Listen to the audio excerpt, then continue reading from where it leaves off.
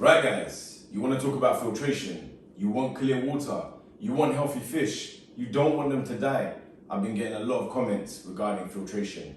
What filtration do I use, what do I recommend, what's good? And the truth is there's many ways of doing it. I like to have more filtration, that way the fish stay alive. Now, in this tank, I've got two methods of filtration going on.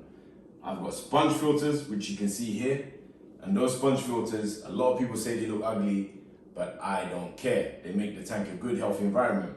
So the way that they work is you've got an air pump pushing air into the base of the sponge filter. That causes a current, so water circulates through the sponge. Fine particles get removed that way. And the main benefit here actually is it's a massive area for good bacteria to live in. So remember those little drinks that you had to drink to get the good bacteria and that makes you healthy? It's kind of similar in your fish tank really. These fish produce a lot of waste. The bio load on this tank is massive. Goldfish eat and poop throughout the day. That's what they do. That creates ammonia in the tank. You have got to have a source of beneficial bacteria. These sponges house that bacteria.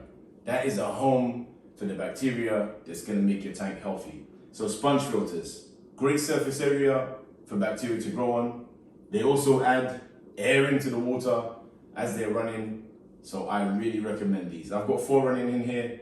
I recommend you do the same. Next thing I've got going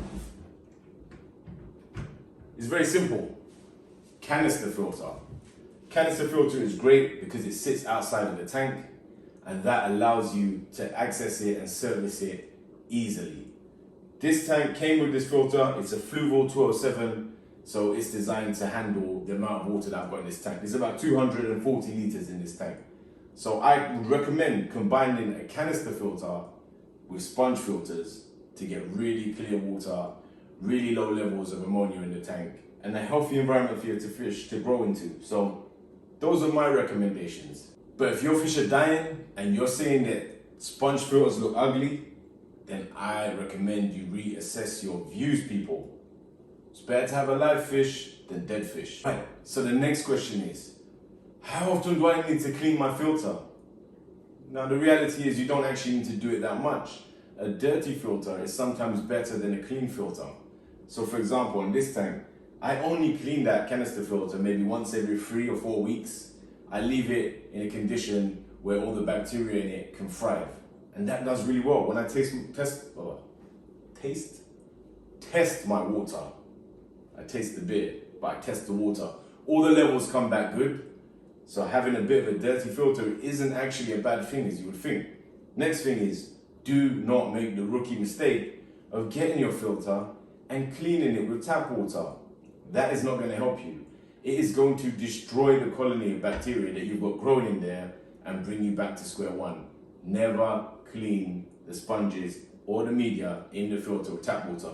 Always use dirty tank water that you've just taken out to rinse down that media. I like to rotate.